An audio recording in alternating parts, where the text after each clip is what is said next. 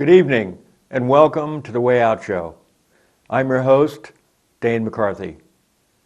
Today is January 24th, 2019. I have not been on air for a few months, but I'm going to try to make up for lost time here and really sort of give you a boil down of what I'm seeing, what other people are seeing, and I'm just sort of relaying that to you. There's so much going on in the world that really needs to be looked at. And I think it's unfair that people only look at one side.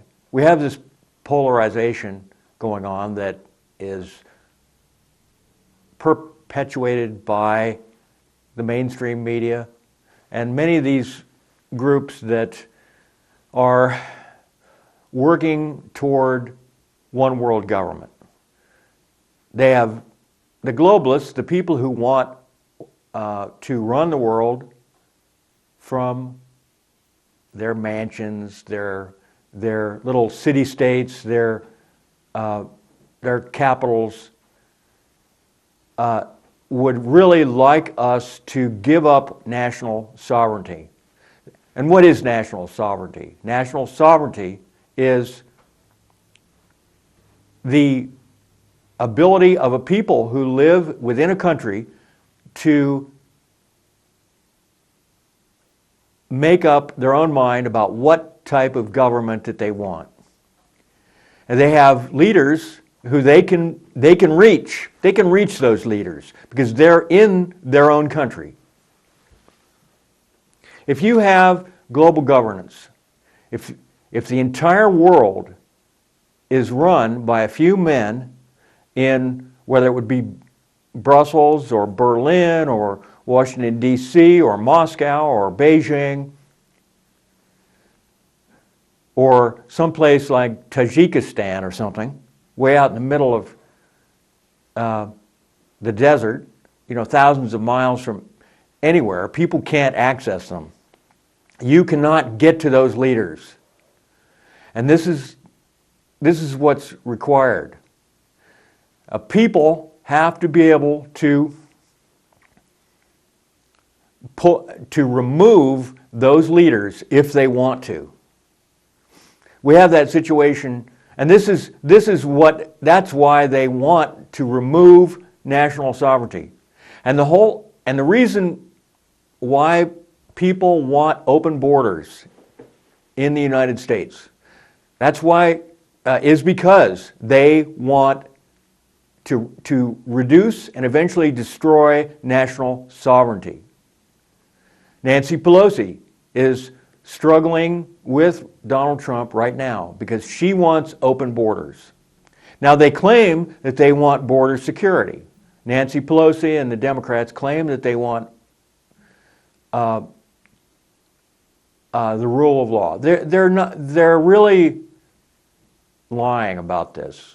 They don't want national security. Walls or fences that are solid and cannot be easily climbed or cut through, which are deterrents, do work. They reduce by a huge margin the number of illegal aliens getting over and crossing over into the United States.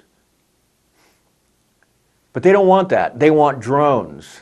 They want some kind of electronic surveillance system. They're completely ignoring the fact that there is human trafficking going on. They're completely ignoring the fact that many Americans, many business owners, and some of them are Republican and some of them are Democrat, want illegal immigration to be not to be stopped. They want as many illegals in the United States as possible. And they want them to remain illegal. And why is that? Because they can use those people. If you have an entire class of people who have no rights, who are not citizens, who are here illegally, you are in a wonderful position to exploit those people. If you want to have, let's say one of your workers is a pretty young woman, an illegal person. You could say, okay, come into my office and do this or that to me, or I'm going to fire you, or I'm going to call ICE on you. I'm going to get you deported.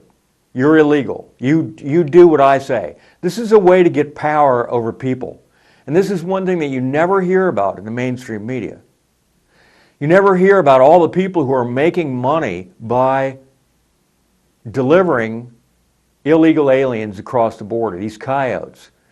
And if you're a young woman crossing illegally into the United States, cross the desert, and it's several days of journeying, your likelihood of getting raped by a coyote is pretty high. Many of these people end up dead. Children have actually died crossing over the border illegally. That's just one of many reasons why we need strong border security. But the bottom line is that we need national sovereignty. The United States is a country that people want to come to. Millions and millions of people from around the world want to come to the United States. People from China have been illegally coming in on ships. They stow away, they're hidden.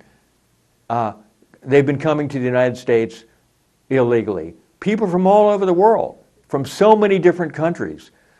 And I think it would be, and others say that it would be fair to say that hundreds of millions of people want to get to the United States. And this makes me wonder, I've always criticized the United States. I grew up very left-wing. My family's very left-wing. And they always criticize the United States. Oh, we do that and we do this. And, the horrible Vietnam War and so on. And yes, the United States is guilty of a lot of crimes. But when I see that people want to get to the United States so much, you have to wonder, maybe the United States isn't quite so bad. They obviously find that the United States is very attractive. It is the land of opportunity. It is a place where if you are smart and you work hard, you can get ahead because we have a relatively uncorrupt government.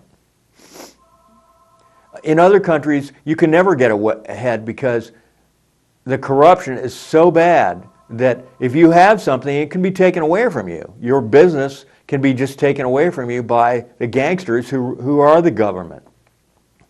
And I'm not saying that the United States government is perfect. People get down on Trump. And Trump has been trying to get a lot of legislation through. We have this shutdown right now. And people are saying Trump is the worst president ever. Well, in my opinion, Trump is way better than many other presidents. He recognizes the need to preserve national sovereignty. And that wall is crucial. And the Democrats don't want him to build the wall, and they specifically don't want him to build the wall because they know that if he does not build the wall, his chances of being reelected in 2020 are greatly reduced. And of course, this is, if they can get him out of office and get their person in, then they can continue on with their agenda, which is to destroy the national sovereignty of the United States and bring the United States under the control of their globalist masters, who are the richest people on the planet. I just saw a study which said that 26 men own half of the world's wealth. And this is astounding. It is absolutely astounding that this would be the situation. And you might say, well, if we had a socialist government, we could just take all that money away from those 26 men and distribute it around the rest of the planet to all the other people and make it more equitable. And this is incredibly naive to do this. You know, those 26 men would probably love it if you did that. Because it would only help them in the long run. Because they would still own, they would still have control if you took away their money. And before too long, they would get, that money would be returned to them. Within a matter of just a few years, all that money would come right back to them. The thing about it is that if you give someone a bunch of money, some people will invest that money. Some people will turn their lives around and they will hold on to that money. But a huge proportion of those people will just spend that money. And before too long, they will be back exactly where they were before you gave them all that money. And they will be asking for more money. They'll say, well, I need more money. I ran out of money. But we gave you, $100,000. What happened? There are people who could run through $100,000 in a year if they had it to spend. And they would, because they really don't care that much about money. They just want to have a good time. So you can see how the people who are wealthy, they are wealthy for a reason. If you took all or most of their money away and their power, they would just start again. They would start over. They would start doing the same thing again that they did to get that fortune accumulated in the first place. Because they have the will, they have the motivation, they have the skills, they have the ability to do that. They're good with money. Some people are just not good with money. This is not a put down to these people who are not good with money. That's just the way it is. Some people are good with money, some people are not good with money. That's just the way it is. It's just human nature. So you have, you could say, well, we need to take those banks away from those private owners, let's say, and nationalize those banks. We'll have the state run those banks. Well, that's been tried many times. And typically what happens is that the people who get control of those banks really don't understand banking that well. By their very nature of socialism, the idea is you give control of your industries, your banking system, and your transportation system to the state. The people, you could say. Oh, the people own it. The people own the transportation system. We're going to collectivize the farms. The people will own the farms. You take the farms, you take the banks, you take the factories away from the people who know how to run those factories, those banks, those farms, and you give them to people who don't know. By definition, they don't know how to run them. And so you have a bunch of people without the skills running things. And what happens? Catastrophe. You look at the example of the socialist experiment in Soviet Russia. They collectivized the farms. They killed millions of farmers. They sent them, they harassed them, they drove them out of the country. They put them in the gulags. They impoverished them. They collectivized those farms and gave them to the state. And what happened? There was a huge famine because the people who ran those farms, who were government appointees or state appointees, didn't understand how to farm. They didn't understand agriculture. They didn't know when to plant. They didn't know when to harvest. And they had, progressive ideas. Oh, we'll all do it at the same time. We'll make it more efficient. And the harvests, the crops failed So you had millions of people literally starving to death in Russia. And this tends to make people angry. And you become a dissident then. Then you have all these people in your glorious utopian socialist state who hate your guts and want to get rid of you because you're incompetent and many other things, and not to mention corrupt. Even if you're not corrupt, if you're incompetent, you're going to be causing problems for everybody else. You're going to be making life very difficult. And so eventually the Soviet Union collapsed. And here you have a country, a vast country with a relatively small population, but a tremendous potential, unbelievable natural resources. You have millions of acres of some of the richest farmland on the planet.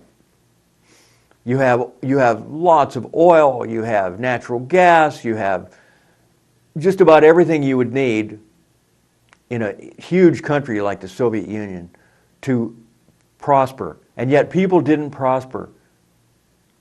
It's because of the centralization and the collectivization. Because you take away that incentive that people have when they're working for themselves. When people are working for themselves, they know if they can do better than the other guy and make a better product, if their corn is bigger, if their corn is more tasty, if their wheat is more high quality, if the clothes that they make are more high quality, or the machine that they make is more high quality, and they're competing against other people, they will profit from that. And that's called private enterprise. And they will gain, they will get a reward for that. They will gain. If you're all collectivized and you're all getting the same wage and you're working for the state instead of yourself, it doesn't matter how innovative you are, you're really not going to see an improvement in your life. You're not going to get a reward for that. Yeah, sure, the Soviet Union would give out little medals and things and try to, they do that in China too. China, another socialist state. North Korea, another socialist state. Cuba, another socialist state. Venezuela, another socialist state. And many others. When you have the socialization and you get rid of competition, then you see failures. You see that instead of you go into the grocery store in a socialist state, instead of seeing those shelves just packed with goods, and you have so much variety and choice, you see only one type of toothpaste.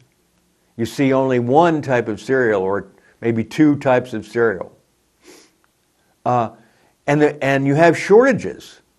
And the shortages are due to the incompetence and the criminality, the corruption that are going on. This happens in Mexico. In Mexico, they have a state-run facility for distributing gasoline. Well, the people who, but they have shortages. So what happens? And one of the reasons they have shortages is because people tap into the gas lines to steal gasoline. About something like 66 people were just killed in a giant explosion in Mexico because they illegally tapped into the gas line to get gasoline to sell on the black market. And they sell it for them. You have to pay more for black market gasoline in Mexico. But you can get it. You don't have to stand in line. And so in these socialist countries, people realize that, wow, I can make some money here, and you get a little secret free enterprise going. But it's all illegal, of course, because it's black market. But it's essentially free enterprise. You say, well, if I can, you know, my job is to deliver gasoline in these trucks, and all I have to do is supplement my income by draining off a little bit of this gas and selling it, and I can feed my family with that. That can help me a lot. And that's what they do, because the state tends to underpay people. Everybody is working for the state, and the state thinks, well, you should be happy with this. You have a wonderful socialist government, and you get a paycheck, and that paycheck is guaranteed. That's one thing that people did not have in Soviet Russia, was a lack of a job. Everybody worked, because that's what the system is. No matter how incompetent you are or how lazy you are, you still have a job and you get a paycheck. So do you see how that undermines the very fabric of your society? Because you know no matter how bad you are, you're not going to get fired, because that's how the system is set up. Everybody is guaranteed a job. No competition. No motivation to get people to try harder, to educate themselves, to use their brains and really work hard. So you have somebody like Alexandra Ocasio-Cortez, who comes in, really doesn't know anything about politics or economics, and has some wacky ideas that have been tried before. You know, we're going to do this and we're going to do that, and everybody's clapping, and she becomes a star. But what people aren't recognizing is that the wiser and more experienced minds should be listened to, not the ingenue who really is pretty silly. I mean, she's made so many ridiculous statements that she is already destroying her credibility, if it's not already completely. With many people, it's already utterly destroyed. I mean, she just recently stated, just a couple days ago, that the world would end in 12 years unless global warming was, dealt with. Well, what does that mean? Global warming, or they euphemistically call it climate change, is a political construct that was created to further the aims of the globalists. They need a threat, a global threat, that will make people beg them to take over control of the world. It's a global issue, therefore it needs a global solution. And what is the climate change alarmist solution? Pay us money. Pay us a lot of money. Carbon taxes. For every little bit of carbon dioxide that you give off, you're taxed on that. So if you drive your car and your car emits carbon dioxide, you have to pay a tax for that. Methane, they talk about how methane, that's one of their big deals. Like methane is causing global warming. Or that carbon dioxide. Do people even know what carbon dioxide is? Most people that I've talked to have really no idea what climate change or global warming is about, or what the so-called scientists claim causes global warming. Well, they say, okay, greenhouse gases. And they say, well, it's carbon dioxide. That's the number one. Well, water vapor is a greenhouse gas. It has a tremendous influence on the weather, on the climate. If you have a lot of water vapor in the air, that makes clouds, that cools the planet. That cools the area where the clouds are. prevents the sunlight from getting through. But carbon dioxide, you might say, oh my gosh, carbon dioxide, that sounds awful. It must be some kind of toxic gas. Well, yeah, that's right. The EPA has actually officially denoted carbon dioxide as a toxic gas harmful to human health. But guess what? Carbon dioxide makes plants grow. Carbon dioxide is essential to life on planet Earth. Humans exhale carbon dioxide. Plants inhale carbon dioxide and exhale oxygen, which we need. If we have more carbon dioxide in the atmosphere, this encourages plant growth. So when they tell you that more carbon dioxide in the atmosphere creates deserts and global warming, this is a lie. It wasn't too long ago, back in the 70s and the 80s, that you had the global cooling scare. And you could look it up. It was a huge, big deal back then. Global cooling. They thought that there was going to be a new ice age coming. And they thought carbon dioxide was doing it. And they said that it was going to cause desertification. That means arable land, good land, going dry, the rainfall stops, and it becomes a desert.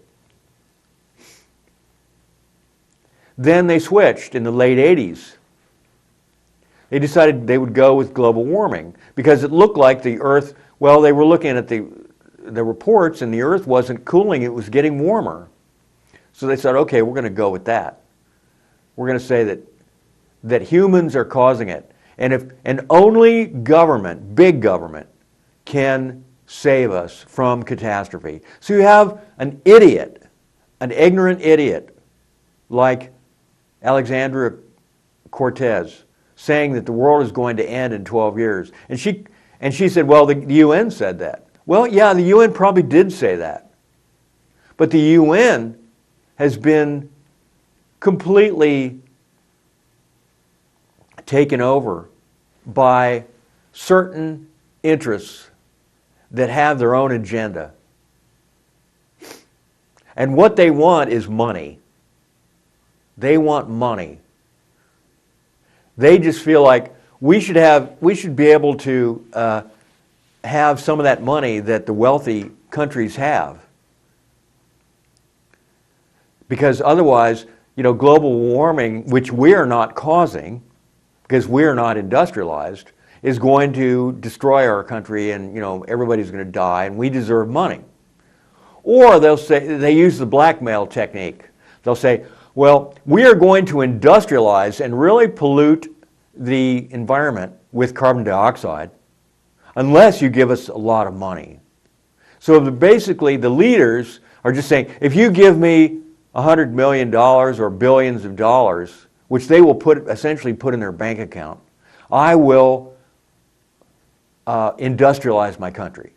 And now you see this in a lot of different countries around the world. And so they're just seeing dollar signs, pound signs, euro signs. Oh boy, this is a way for us to get rich.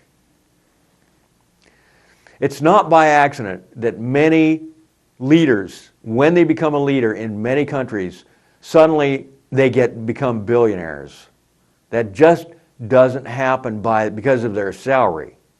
That happens because they have control of the levers of power, and they can manipulate people in other countries, people in their own countries. They can do what they want. They can steal. They can rob.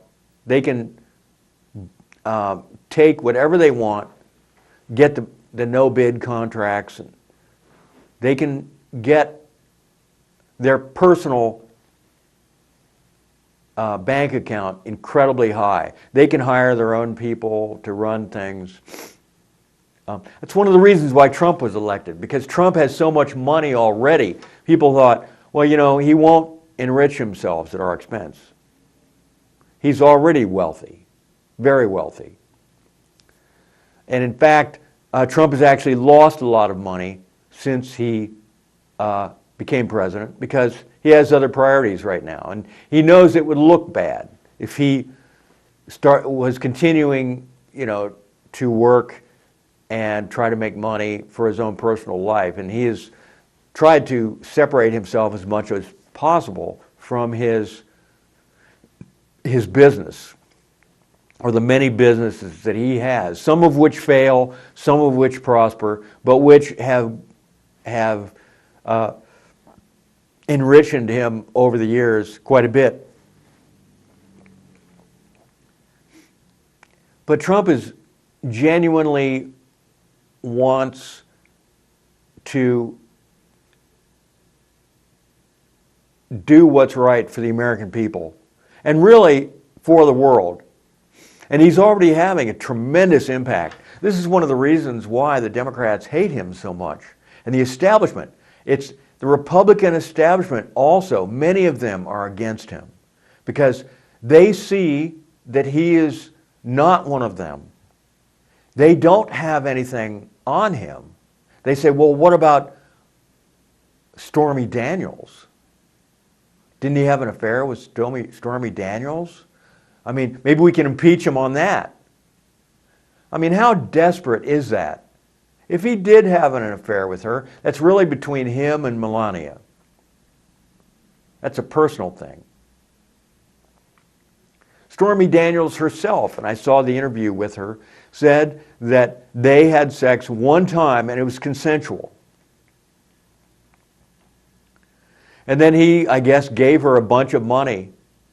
And I think, like $125,000 to shut her up, and had her sign a piece of paper, that said she wouldn't go to the press about it. Hush money. Well, sometimes very, very wealthy men get blackmailed by people, and they may not even have done anything wrong particularly, but yet they get blackmailed because people want money. And they feel like, well, I have this picture of him and us together. We're together, and I'm just going to say that, I had sex with him, and I want money not to do that. And sometimes those wealthy men will actually do that. They'll give him some money because, 50 grand or 100 grand isn't that much to them. It's pocket change. They're billionaires. And whether he did or he didn't is not an impeachable offense. And many people, even in the Democratic Party, are realizing and understand that you cannot just impeach someone because you don't like them and you want your guy in or your woman in. Historically, when a party tries to impeach someone, they lose. There's a backlash against that. Some people just don't like that. Some people, even if they don't like the guy who's president or the woman who's president, they say, well, we have to respect the office of the presidency. And it's best for the country that we just go along with this, and we'll get our chance later. And that's the sensible way of doing it. That's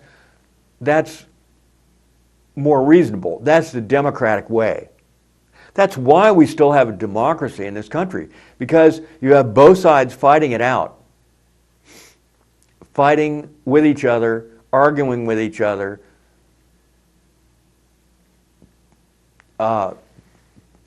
describing or projecting their point of view, and they're different. So the polarization is not necessarily a bad thing.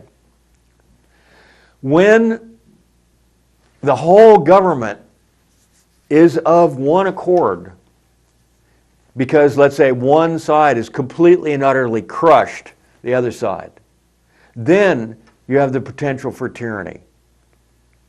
So you want to have a robust opposition, whether it would be the Democrats or the Republicans. That is what keeps our democracy alive. Everyone has a place at the table. They are allowed to voice their opinions, no matter how much you dislike their opinions and think they're wrong. Really, the very best thing you can do is to allow them to speak and voice their opinions. If they are prevented from voicing their opinions, then they will find other means to get their message across. And it'll be sort of an underground. It'll be pushed underground. And then you won't see it coming. And maybe it'll turn violent, down the road. So it's best that all points of view are openly expressed and allowed, and people can hear them and decide for themselves which point of view they like. And open debate and a robust level of argumentation is absolutely essential in a democracy. So when you have places like YouTube, Twitter, and other social media platforms actually censoring people with views that are unpopular with many people, then you are asking for trouble down the road. You are opening the door to tyranny. You are doing what the Nazis did. You are doing what the communists did. You are squelching open debate and people's legitimate opinions. This is a very dangerous trend that we're seeing right now. And people have to understand, do you want a democracy? And maybe a lot of these people don't. A lot of the young people, they literally are communists. And I told my son about this, and he wouldn't believe me. He thought it was Photoshop. I said, these Antifa people, they have these red flags and t-shirts and headbands that have the hammer and sickle on it. And maybe young people don't remember the hammer and sickle. It's on a red background. That was the symbol on the flag of the Soviet Union, which was a communist state for approximately 75 years before it failed in around 1990, 1991. And yet here are these Antifa people who claim to be anti-fascist when the communists themselves were essentially a fascist state. It works the same way.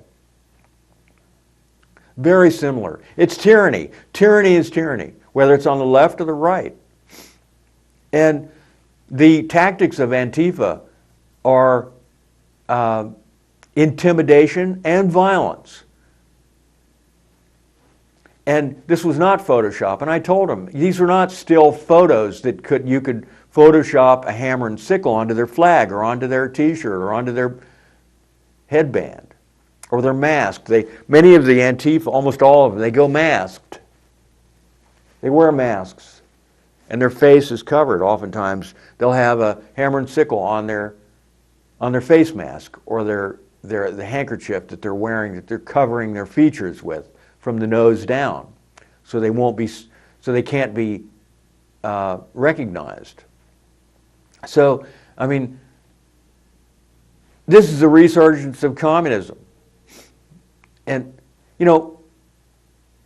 when we look at communist states or socialist states, we say, well, communists are different than socialists. Well, Soviet Union called itself the Union of Soviet Socialist Republicans, the Union of Soviet Socialist States. Socialist. Communists call themselves socialists. The Cubans, Castro, called himself a socialist. The Chinese call themselves socialists.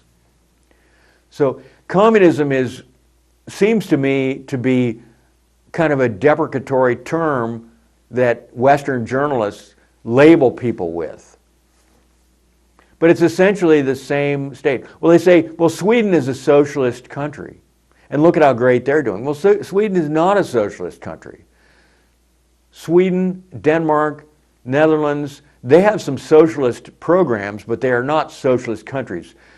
They don't have everything collectivized, and their businesses are not run by the state. They have plenty of private enterprise in Sweden and in Norway and in Denmark and those other Scandinavian countries that people would tout as socialist paradises.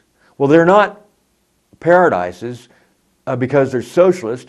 They're paradise. They never really were paradises. They That's just a perception. I've been to Sweden, and Sweden has plenty of problems. This is back in the 60s, I was in Sweden. And they have a severe drinking problem in Sweden. They had back then. And I think people get very depressed, and it's probably because of the long winters, they're so far north, or whatever reason.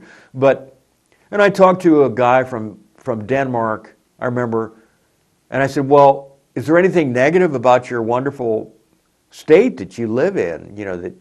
Well, they say, people complain that people aren't kind to them in Denmark. Like somebody who is let's say they're disabled. They get a nice apartment, they get food, they get free medical, they get reduced expenses, they get a stipend every month. And they will say, well, I don't get very much attention from people. I want people to pay attention to me. I feel lonely, is what they're saying. And he said, well, people say, well, look, what do you want from me? I'm already paying really high taxes to support you and make your life extremely comfortable. Don't ask me for my personal time. I'm not going to give you that. I've given you enough. So loneliness is an issue. When you have so much taken care of, you don't need to rely on other people. The state is supporting you. Now, Alexandria Ocasio-Cortez says that everyone should have access to housing. They should have access to food. They should have access to education. College education should be free. Housing should be free. Food should be free. They should be able to have a stipend. She says, we have a very wealthy country. We can afford it. Well, right now, we have in America, if a person is disabled and is unable to support themselves, or has some other, some mental issue or some physical disability, then they get free housing, free medical, total medical, everything taken care of. Reduced, they might have to pay a little bit on their apartment, but not very much. Their utilities, they get breaks, huge breaks on their utilities to make it affordable. They obviously have access to food, huge, the government makes sure that that person is taken care of. And they don't have to work. They might even be able to work. Maybe they can't hold a job because they've got a screw loose and they screwed up. They're just not that competent. They're like, they don't understand. And they don't know how to work. They never learned how to work. They've been on disability since they were young, let's say a teenager, and don't have the skills. They think they can just mouth off to the boss or say whatever they want or not come into work because they're like, oh, I'm under the weather, or I'm just so tired, I just can't get out of bed, to go to work. This is what I'm hearing a lot, more and more, where people just feel like, well, I should be taken care of. I shouldn't have to work. Well, who's going to pay if everybody has access to free housing, free food, reduced or free utility bills, medical, a stipend for incidentals, there's no motivation to work at all. And who's going to pay? Who's going to pay for these programs? And I suppose Alexandria Ocasio-Cortez just says, well, we can just print more money. And that's what socialist countries do. They just print more money to pay for all these programs. Oftentimes that's what happens. That's happened in Venezuela. They just printed money. Well, guess what? Then you have inflation. Then the prices start to go up. And the people, they say, well, in the state-run stores, you know, they are forced to keep the prices low. But if the prices are too low, they can't stay in business. Even the state stores can't stay in business because they can't afford the wheat to make the bread. And that's just an example, whatever it would be. To create that product, you have to get all these ingredients together and create it, and then put it in the state store and sell it for really cheap. And usually the quality, so they cut back on quality. So the bread is really awful. You know, that's the last thing you want to do is buy a loaf of bread from a state-run store because it's just crap. And people don't give a shit because they're not going to lose their job if they put out a crappy loaf of bread. They don't care. They're going to do the minimum that they can do to get by, and they're depressed. People get depressed in socialist societies because they don't see any hope. They don't see any way out. No matter what they do, it's not going to help their wage. They're not going to get a raise, particularly.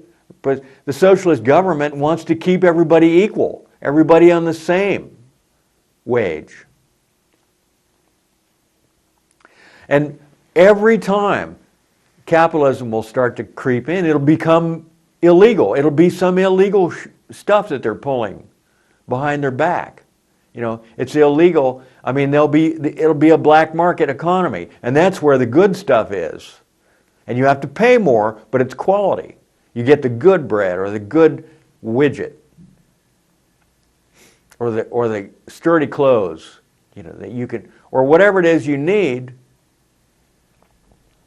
You can get it on the black market, and it's easier to buy gasoline on the black market and pay more than it is to go to the state-run gas station. You don't know what's going to in that gasoline at the state-run gas station. You don't know what kind of corruption is going on, or whether there'll be shortage. They'll be out of gas, you know, and then the whole thing just starts to implode, just start to collapse. This is what happened in Venezuela. I mean, we've seen the whole thing happen from the Chavez socialist state with the price of oil high and people getting their stipends every month, so they didn't have to work, many people. And they become reliant on that. Oh, I'm getting a stipend, you know, I can just sit back. This is great, I love socialism. Then the price of oil cuts in half. And meanwhile, the corruption sets in because some people see an opportunity. I can make extra money. You know, I'm getting this crappy or just minimal wage from the government. But if you know, there's these long lines, and if I sell something out the back door for more money, that'll help me. I can help feed my family with this. And it gets worse and worse and worse and worse. And now, just yesterday apparently, or the last couple days, the whole thing has collapsed, and Maduro, who's the picked successor to Chavez, who died of cancer, Maduro is about to go. He's shooting the Venezuelan people now. They're shooting them down in the streets, and the protests are just getting bigger and bigger and bigger. And so far, a minimum of 12 Venezuelans shot dead in the streets of Venezuela, in Caracas and other places. And people are just fed up with it. They want democracy. They're done with socialism. They realize that socialism is a failed ideology that sounds good on paper, but in reality it doesn't work. Socialism relies on men being good, men working together and being selfless, and putting their own needs behind or after someone else's needs. That is requirement for socialism to work, and people aren't like that. That's not the way people are. You are going to take care of number one first, your family, your wife, your husband. That's just the way human nature is. And no matter how many calls to patriotism in the Soviet Union, oh, work together for the collective state. Oh, they tried that propaganda for decades. The big posters, we're working together for a glorious future, the workers' state. You've seen it all. You've seen the propaganda posters. Same thing in China. China had to bring in capitalism because the people would have destroyed the leadership. They would have brought them down if they hadn't let capitalism in a big way. So the communists just are riding over this huge, you have this veneer of communism in China over capitalism, over a capitalistic, but run by or directed or under the control of the communist masters. So this is the same thing that Hitler did. I mean, essentially, it's fascism. It's the same thing. It's really, and even that is failing. Because all Trump had to do was just say, we're just going to put the squeeze on China. We're going to rectify the imbalance here by putting these tariffs on Chinese goods. And we're going to encourage companies to come back to the United States or come to the United States where they won't have to pay those tariffs on imported goods. And they were talking about the trade war with China. Now, that was a big deal a couple of months ago. And what was the result? Within 2 years, we're now seeing a resurgence of the American economy, tremendous profits, and the stock market is up to 20, it's really high again, even though, I don't put a lot of faith in the stock market. It could crash, but it's faith. The stock market reflects confidence in the stability of the economy. When there's no confidence, people tend to draw their money out of the stock market because they feel like they're going to lose their money. It's going to crash. But when there's confidence, they put it back in.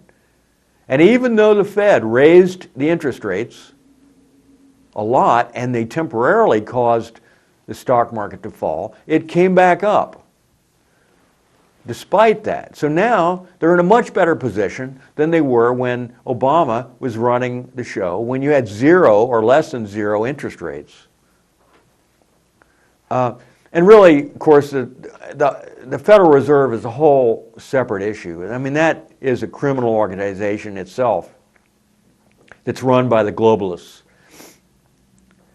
So you have a tremendous situation in which people are just simply fed up with it around the world. And what can we do about it? We can educate ourselves. That's what we have to do. We have to learn what it is that works and what it is that does not work. And we can look at the historical record to see how that works. We can see that, if you look at it, that capitalism has plenty of faults. Sure, there is no perfect system. Greed and criminality will find a way to pervert a system. But some systems are better than other systems. Some systems allow for competition in which people will learn, it's like, well, I don't want to buy from this company because, I don't like their politics, or they can boycott them. But if there is no competition and you don't have an alternative, you have to buy from that company. This is one of the reasons that Obamacare was so bad, because the Supreme Court basically struck it down, its major tenet. That would be the enforced, the enforcement, the mandate to buy the insurance. You had to buy the insurance or you had to pay a tax. And they called it a tax. A penalty. It was really a penalty. They call it a tax. But it increases every year. And the whole thing is just falling apart now. And these are privately run insurance companies. This is private insurance. The insurance companies are the ones who came up with Obamacare, the Affordable Care Act. This is what they wanted. Oh, Obama, just why don't we just give us something that will force people to buy our insurance? That way it'll be great, really great for us. So just force them to do it. I mean, nobody's tried to force people. He goes, okay, I'll do that. You can't, that's not democracy. When you're forcing people to buy a service or a product from a private company. And so this is the true diversity. There's so much more to say. There's so much. Trump is absolutely a wonderful president. I haven't even talked about him rolling up and arresting the pedophile rings. Huge, thousands of people arrested. And this started from the very beginning of his presidency. They were arresting hundreds and hundreds and hundreds of pedophiles. I mean, kids kept in cages, the whole 9 yards. That's one. He opened up the gates on that. He said, go after these people. And that's one of the reasons why people don't like him, because they're afraid. Because a lot of these people in control are pedophiles. So that's all there is for today. Enjoy your weekend and sleep well.